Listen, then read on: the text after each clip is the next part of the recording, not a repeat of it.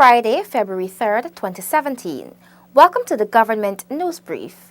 In the news, the new Minister of Social Protection is promising improved services from her ministry, Kunya Canal Rehabilitation Project launched, and the government is providing training for the Mabaroom Solar Farm program. Stay tuned for these and other stories. Thank you for staying with us. I am Renetta LaFleur. Here are the details. With less than a month in office, the new Minister of Social Protection is promising that citizens can expect improved services from her ministry. Delon Sanko reports. Minister of Social Protection Amna Hali says since taking up the portfolio, she has been visiting the various institutions under her ministry. The minister promises that efforts will intensify to correct deficiencies and ensure that citizens are benefiting from improved services. I have noticed some breakdowns, I will say, in some of the institutions, but I will focus on building it, the way I believe that it should be in terms of efficiency and providing the right type of service for the people. Minister Hali points out that to accomplish the aims of providing improved services, she will ensure that employees are adequately trained. We need to do some training. And only this morning I was speaking with the First Lady, and I asked that we focus on looking at some capacity building for those workers. Because I think that if they are trained and they really understand their roles, they are going to be able to perform well within the particular institution that they work in. Ali says her predecessor, Minister Valda Lawrence, did exceptional work during her time and set the platform on which she, Ali, can continue to build. I am building on what she has started. And maybe my methodology may differ in a little bit, but the end result will be the same, because I really believe that we must provide proper services for the entities that fall within this ministry. The elderly, the children, the care providers, and all the rest of it. The new Social Protection Minister says she is confident that she will be able to execute the ministry's mandate.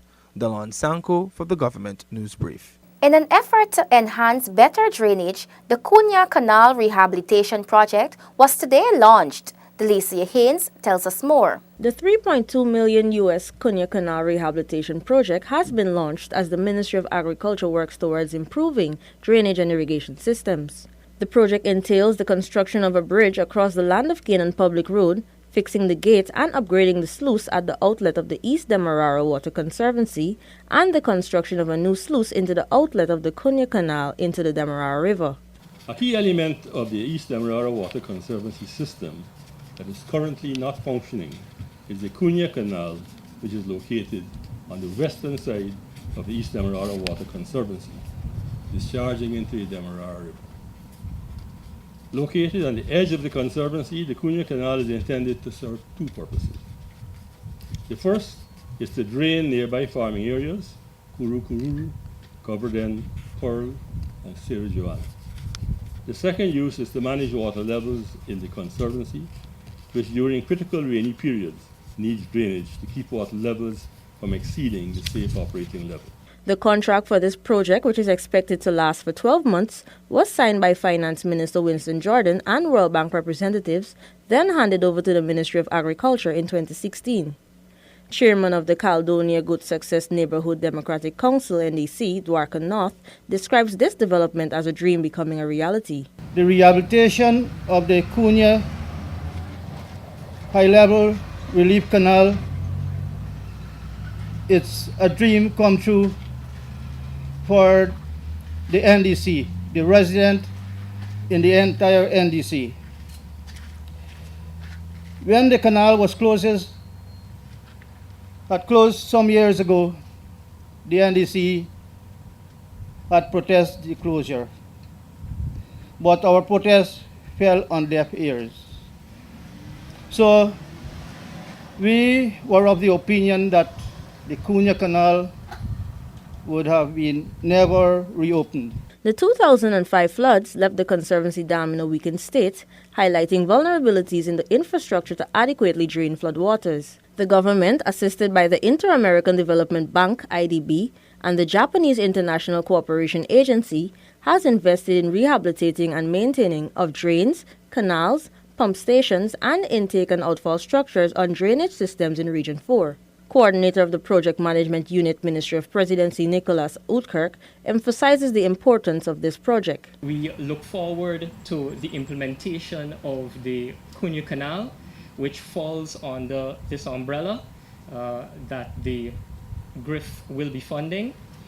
And we look forward to its intended benefits, which should see reduced flooding in neighboring communities, the potential restoration of the productive use of farmlands in those communities, and improving the dam stability in the southwestern section of the larger East Demerara Water Conservancy. The Cunha Canal Rehabilitation Project is one of 8 projects funded by the Guyana Red Plus Investment Fund under the value of $190 million. The rehabilitation of this project for better drainage and irrigation systems is complementary to the promotion of Guyana as a green state. For the Government News Brief, Delicia Haynes. The government will provide solar system, installation repairs, and maintenance training for the Mabaruma Solar Farm program in keeping with the government green economy agenda. Details in this Paul McAdam report. Deputy Chief Education Officer Patrick Chinedu Uzriki, with responsibility for technical education, says that the training program will be a collaborative effort between the Ministry of Education and other ministries. The new administration trusts in green energy. TVET has to ensure that we lead the role in terms of manpower development to ensure that that effort or that trust is not only sustained, but that there is growth. So in essence, we have started discussion with most of our partners is to ensure that this green economy, we give the skills that is needed. As a matter of fact, the government has an agenda to have solar panel or solar system field in Mabruma, where by September we want to incorporate in our training the solar system installation, repairs, and maintenance. During the National 2017 budget speech, Minister of Finance Winston Jordan explained that the wind farm in Mabaruma will set the tone for the National Energy Program. Under the Renewable Energy Program in 2017, we will install the first ever solar farm on a large scale in Mabaruma.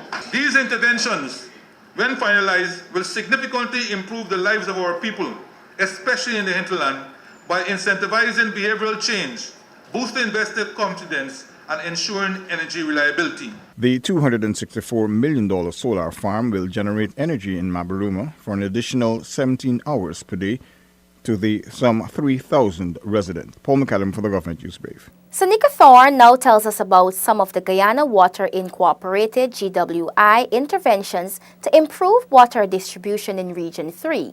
Residents of Parfait, Harmony and Bellevue to Wales in Region 3 are set to benefit from the Guyana Water Incorporated Energy Department's measure to improve water supply in 2017. A total of 8 mobile generators with an electrical ring system will be installed at these 3 well sites. Regional Divisional Manager Martin Gorick explains. It's our independent main from GPL. So in case GPL goes offline, we have power supplies to 4 or 5 wells from our generators. So we have independent line that runs all the way to all the 4 or 5 sites at Parfait Harmony and the 4 well sites from Bellevue to Vigilant.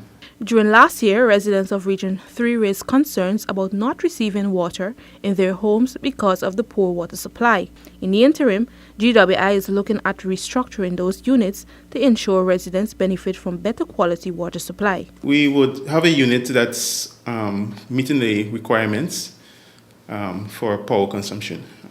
So supply of water from the well. What happens is that GPL doesn't always count clean, and quality of the power is quite questionable. So what we did is oversize our units, so to speak. So they can run at a low voltage or the imbalanced voltage that may come from the power company. So there won't be a disruption of service to the customers. The GWI will be embarking on 4 major projects in Region 3 this year. Some 20,000 residents are expected to benefit from the construction of 3 new wells in Virgin Union, Westminster and Port Royal. For the Government News Brief, Seneca Thorne reporting. The coconut industry is one such industry which the Guyana Office for Investments, GoInvest, will be meeting investors to develop this sector as the government continues to prioritize the diversification of the agriculture sector. Gabriela Patram reports. Guyana will see significant investments in the coconut industry in 2017 as most of the large investments are prepared and ready to go. However, GoInvest Chief Executive Officer Owen Verwey says that the specification of lands and mobilizing of seed crops are some of the current challenges. There isn't sufficient supply of nuts to be planted, and that's a bit of a challenge that the agricultural sector is working on to address. So those are just a few of them. You've also got the Trinidadian market, which takes a lot of these items off, and they come directly here looking for it. Unfortunately, we can't provide enough to meet the demands. The CEO says GoInvest will also be attracting investment in the non-traditional produce of fruits and vegetables sector. Verwey says that due to Guyana's large underutilized landmass, persons are still interested in investing in the rice sector. Again, the Brazilians and the others, rice, soybean, corn, they're still of interest to the investors that are looking at large-scale operations. Whether we've had those interests from the Asian market or from the North American market, and specifically the Brazilian market, they're still seeing those items as opportunity items. Obviously, the soybean would be a bit of a diversification, but it requires large amounts of lands to build scale efficiencies and to really be profitable in the business. But the fruits and vegetables, the pineapples. Verwey, however, pointed out that when it comes to investments, it is not just having or achieving a target, but conducting due diligence on investments and investors. For the Government News Brief, Gabriela Patram. MASH 2017 under the theme Celebrate with Liberty, Dignity and Greater Unity is well underway. Float parade routes specified with new additions to boost cultural diversification. Zanil Williams reports. The National Float Parade, set for February 23rd, will kick off from Church Street and Avenue of the Republic, move south along Avenue of the Republic on the Western Carriageway, turn east into Brick Dam, along Brick Dam into Square of the Revolution, then enter the Durban Park southwestern gate. Minister with responsibility for culture, youth and sport, Nicolette Henry, says many events will occur as per norm. The highlights, more or less, are the flag raising ceremony, which will be on the 22nd. There will be a float parade in Georgetown on the 23rd. There are float parades outside of Georgetown also, in Linden and in New Amsterdam. We also have the Children's Mashramani competition, which occurs prior to the big competition and float parade on the 23rd, and that's the Saturday, usually before that. There's also Calypso competition, both junior Calypso competition and senior Calypso competition. And there's a chutney competition in Indian dance, which is slated for Region 6, all the way down in Rose Hall. Registration is not closed. However, a number of floats from the government and the business sector will be participating in the parade, including Banks DIH, Anson McCall, Palm Court, and Pulse Entertainment. Mashramani coordinator Lennox Canterbury says a component of the Senior Children's Mashramani Parade will be added to the National Float Parade. Lots of Guyanese in diaspora, they come home for MASH. And they come just for that main period around the 20th to the 23rd, 24th. And the interest was expected that the children's parade would have completed already. And they never get a chance. You see it on pictures when these pictures are streamed, and it's beautiful and they like what they see. So we says, look, fine. They asked if they could have a component on MASH Day. So we said, look, we'll use the senior children and the best of the costumes done by the senior children to put on the parade. And we've also made it route friendly. It's not the entire length of the parade they'll be going. They'll be just going along Breakdown to the Durban Park. But people want to see what is some of the things that they see the children have to offer. So we wanted, and of course, we would not have the children coming to the back. The children is who will lead the parade.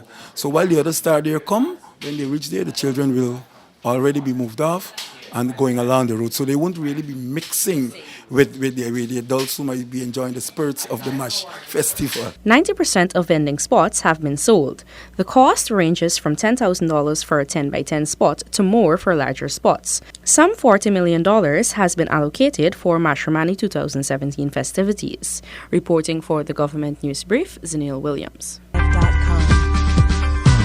We have come to the end of today's edition of the Government News Brief. The details of these and other stories can be found on GINA's website.